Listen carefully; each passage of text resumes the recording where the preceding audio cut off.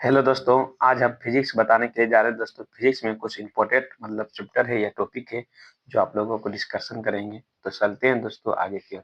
देखिए, परमाणु संख्या की यहाँ बात की गई है दोस्तों। परमाणु संख्या के बारे में यानी बोली गई है कि आपको जो है ना, नाभिकीय ऊर्जा की बात यहाँ सबसे पहले। तो नाभिकीय ऊर्जा किसे कहते हैं? किसी परमाणु के नाभिक में धनावेशी प्रोटॉन और विद्युत उदासीन न्यूट्रॉन होते हैं। किसी परमाणु के नाभिक में धनावेशी प्रोटॉन और विद्युत उदासीन न्यूट्रॉन होते हैं और नाभिक के चारों ओर ऋणावेशित इलेक्ट्रॉन इलेक्ट्रॉन विभिन्न विभिन्न कक्षाओं में परिक्रमा करते हैं। समान परमाणु में प्रोटॉन और इलेक्ट्रॉन की संख्या बराबर होती है। समान परमाणु में प्रोटॉन और इलेक्ट्रॉन की संख्या नहीं, प्रोटॉन और इलेक्ट्रॉन की संख्या जो है ना आपका बराबर होता है। ये बात समझ में आ गई है। और आगे देखिए क्या बोल रहा है कि प्रोटॉन और न्यूट्रॉन के दरम्यान क्या बोल रहे हैं? प्रोटॉन और न्यूट्रॉन के दरम्यान लगभग बराबर होते हैं और इलेक्ट्रॉन का द्रव्यमान प्रोटॉन के द्रव्यमान के लगभग प्रोटॉन के द्रव्यमान के लगभग 1/1836 गुना होता है। प्रोटॉन और इलेक्ट्रॉन के आवेश परिमाण में बराबर होते हैं और आवेश का परिमाण 1.602 गुना 10⁻⁻19 कूलम है। किसी तत्व में प्रोटॉन की संख्या को उसका परमाणु क्रमांक कहते हैं और प्रोटॉन और न्यूट्रॉन की कुल संख्या को द्रव्यमान संख्या कहते हैं।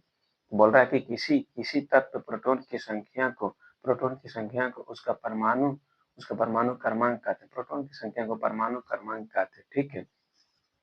और प्रोटॉन एवं न्यूट्रॉन की कुल संख्या को द्रव्यमान संख्या कहते हैं, ठीक है। ऊपर देखिए, अधिक किसी तत्व में अधिक किसी तत्व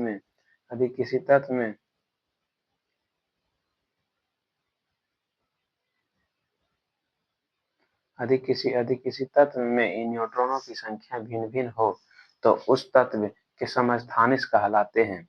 किसी तत्व का रासायनिक गुण उस तत्व में इलेक्ट्रॉनों की संख्या पर निर्भर करता है। किसी तत्व का रासायनिक गुण उस तत्व में इलेक्ट्रॉनों की संख्या पर निर्भर करता है। रेडियो एक्टिव पदार्थ अल्फा कण, बीटा कण और गामा किरण उत्सर्जित करते हैं। रेडियो एक्टिव पदार्थ अल्फा कण, बीटा कण और गामा किरण उत्सर्जित करते हैं। किसी परमाणु के नाभिक के अंदर दो प्रोटॉन के बीच स्थिर विद्युत प्रतिकर्षण पर एवं एवं प्रोटॉन एवं प्रोटॉन एवं एक प्रोटॉन और एक न्यूट्रॉन के बीच प्रबल नाभिकीय आकर्षण बल कार्य करते हैं। इन बलों के अधीन नाभिकीय संतुलन रहता है। नाभिकीय विखंडन वह प्रक्रिया जिसमें किसी भारी परमाणु का अस्थायी नाभिक मध्यम भार के दो नाभिकों में विखंडित हो जाता है। साथ में विशाल ऊर्जा लगभग 200 मेगावाट विमोचित करता है। मंद वेग क्या है? तो मंद वेग वाले न्यूट्रॉन की बमबारी U-235 क्या बोल रहा है कि U-235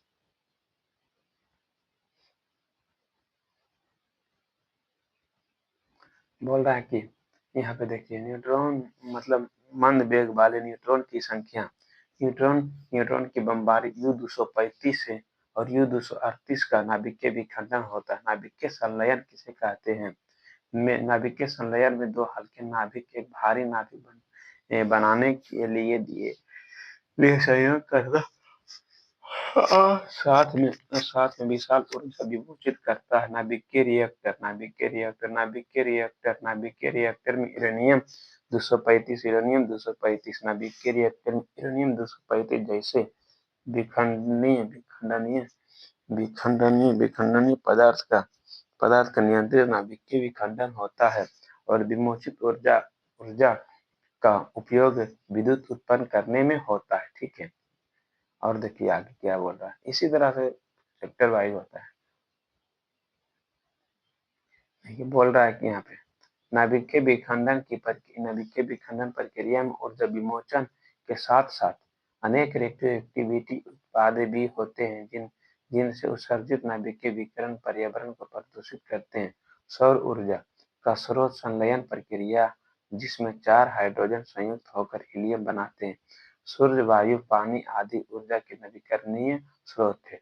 सूर्य, वायु, पानी आदि ऊर्जा के नवीकरणीय स्रोत है, जबकि जीवाश्म ईंधन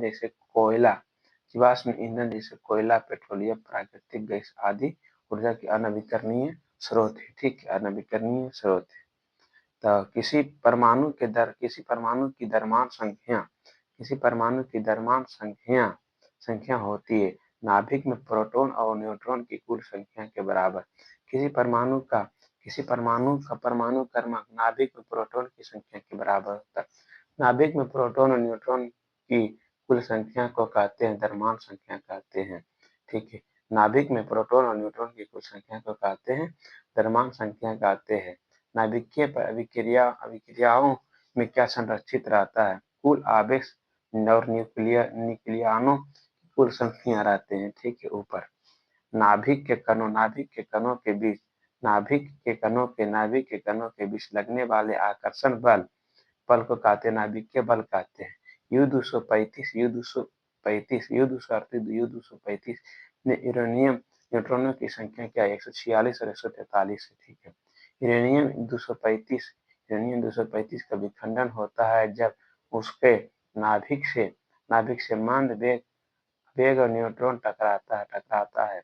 नाभिकीय विखंडन में न्यूट्रॉन निर्मुक्त होते हैं। U-235 के एक नाभिक के विखंडन से विमोचित ऊर्जा की मात्रा 200 MeV किसी तत्व के रासायनिक गुण निर्भर करता है उस तत्व में इलेक्ट्रॉनों की संख्या पर। नाभिकीय रिएक्टर में विमंदन का कार्य विखंडन में से उत्पन्न न्यूट्रॉनों का वेग घटाना और यूरेनियम ईंधन को वापस लौटना। नाभिकीय रिएक्टर में कैडमियम क्षार की सहायता से नाभिकीय विखंडन नियंत्रित की जाती है। सौर ऊर्जा का स्रोत सूर्य के अंदर नाभिकीय संलयन है। नाभिकीय ऊर्जा क्या बोल रहा है दोस्त? नाभिकीय ऊर्जा का मुख्य स्रोत है सौर ऊर्जा। ठीक है, सौर ऊर्जा है। उसके बाद देखिए अनवीकरणीय ऊर्जा का स्रोत कोयला है। ठीक है, कोयला एक एकीकृत परमाणु द्रव्यमान मात्रक कितनी ऊर्जा के तुल्य होगा? 100 MeV के। अल्फा बीटा गामा विकिरणों में शरीर के लिए गामा विकिरण अधिक खतरनाक है। फिर देखिए ऊपर हम बोल रहा है कि जब इस्पात जैसी क्या बोल रहा है दोस्तों? जब इस्पात जैसी धातु की छड़ को इसकी प्रत्यास्थ सीमा से बढ़ाकर तना जाता है तो यह बन जाता है प्लास्टिक बन जाता है। गणना में सहायक गणितीय साधन के रूप में लघुगणक की संकल्पना किससे प्रस्तुत की जाती है? तो जॉन नेपियर से। एक एसी जनरेटर में मुख्यतः क्या पाया जाता है? क्या होता है? आर्मेचर होता है, कुंडली होता है, क्षेत्रीय चुंबकीय स्लिप रिंग होते हैं और बुशेस होते हैं। ठीक है,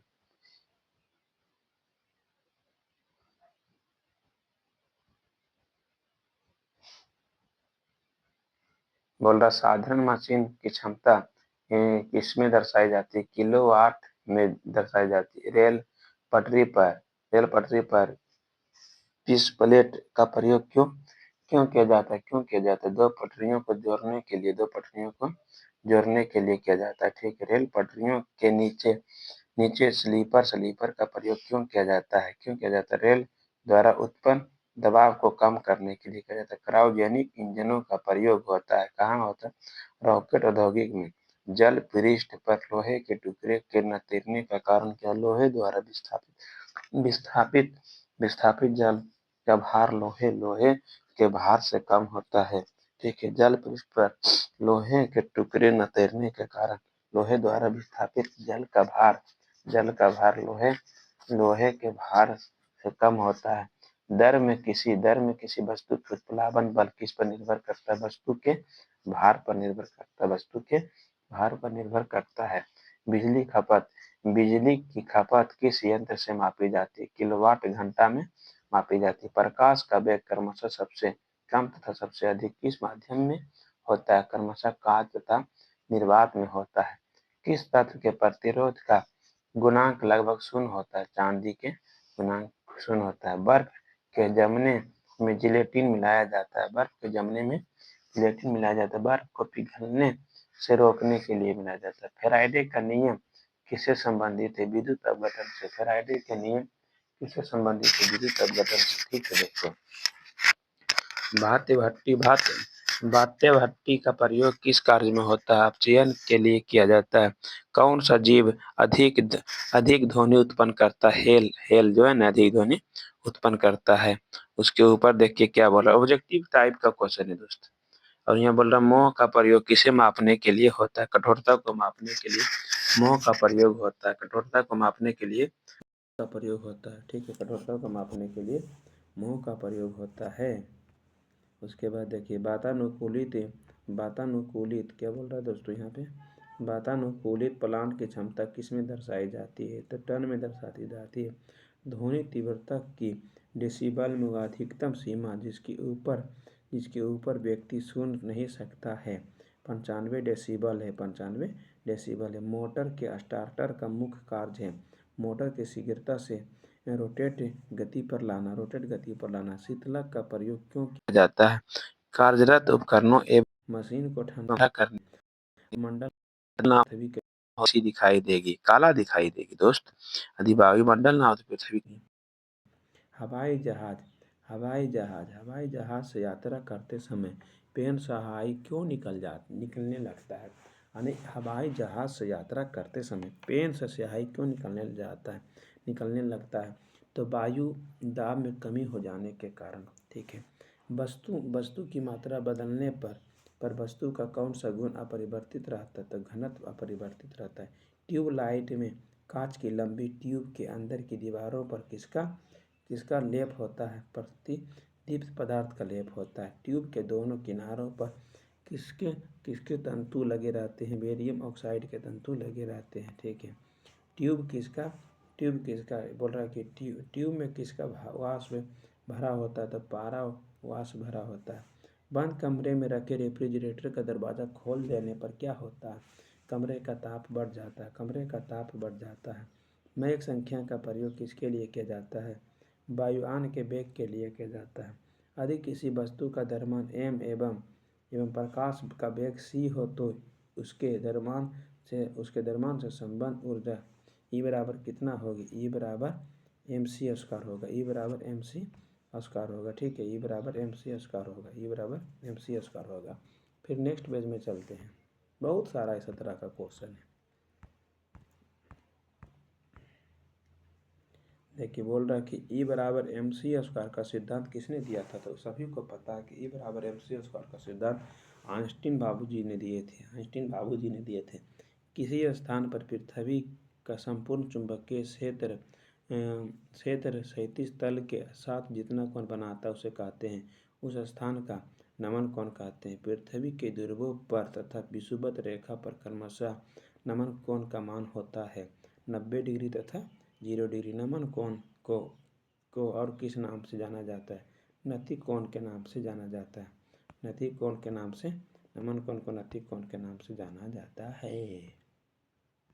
नति कोण को नाम से बोल रहा है कि मुक्त रूप, देखिए यहाँ बोल रहा है कि मुक्त रूप से लटकी चुंबकीय सुई का अक्ष भौगोलिक अक्ष के साथ कितने डिग्री का कोण बनाता है? 18 डिग्री का कोण बनाता है। हवाई जहाज के ब्लैक बॉक्स का रंग नारंगी होता है।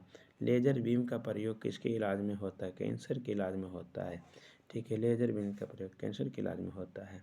उसके बाद देखिए यहाँ पे क्या है, किसी वस्तु को कितने डिग्री के कोण पर प्रक्षेपित करने पर अधिकतम दूरी तय करेगा? 45 डिग्री पर। किसी वस्तु को कितने डिग्री के कोण पर प्रक्षेपित करने पर अधिकतम ऊंचाई तय करेगा? 90 डिग्री। देखिए एक यहाँ पे बात है कि इंटर में 12th में फिजिक्स में आया था कि किसी वस्तु को कितने डिग्री के कोण पर प्रक्षेपित करने पर अधिकतम दूरी तय करेगा। तो दूरी तय करेगा और एक में ऊंचाई तय करेगा, दोनों में अंतर क्वेश्चन। किसी वस्तु का त्रिविमीय छवियां रिकॉर्ड तथा पुनरुत्पादित करने की तकनीक क्या कहलाता है? तो होलोग्राफी कहलाता है। मछलियाँ जमे पानी के झील में भी कैसे जीवित रहते हैं, क्योंकि झील की तली में पानी नहीं जमता है। भौतिक विज्ञान में पहला नोबेल पुरस्कार के जीतने वाले व्यक्ति थे विलियम रोएंटजन। नाड़ी गति द्वारा डॉक्टर क्या नापते हैं? हृदय की धड़कन नापते हैं। PCO का पूर्ण रूप क्या है? Public call office. ठीक है। बोल रहा कि बफिंग क्या है? तो विद्युत लेपन की एक विधि है। पसीना सबसे अधिक कब निकलता? जब तापक्रम अधिक और हवा आर्द्र हो। एयर कूलर किस प्रकार के मौसम के लिए उपयुक्त होता है? तो गर्म एवं शुष्क मौसम के लिए उपयुक्त होता है। ठीक है। एक मछुआरा झील में फंस गया क्योंकि उसके बोट की मोटर खराब हो गई। किनारे तक पहुंचने के लिए उसे क्या करना चाहिए? उसे इकट्ठी की हुई मछलियों के किनारे से दूर फेंकना चाहिए। किस यंत्र के द्वारा रिकॉर्ड किए हुए श्रुत लेखन को प्रस्तुत किया जाता है? तो होता है डिक्टाफोन होता है। ठीक है दोस्त। उसके बाद देखिए, शून्य और पाई का मान किसने दिया था? तो आर्यभट्ट ने दिया था शून्य और पाई का मान। वह बम जो जीवन नष्ट करता है किंतु क्षमता नहीं है, न्यूट्रॉन बम होता है। ठीक है। रेल इंजन चलाने के लिए किस प्रकार की मोटर संशुद्ध होते हैं? DC श्रेणी। फायर, यहाँ बोल रहा है कि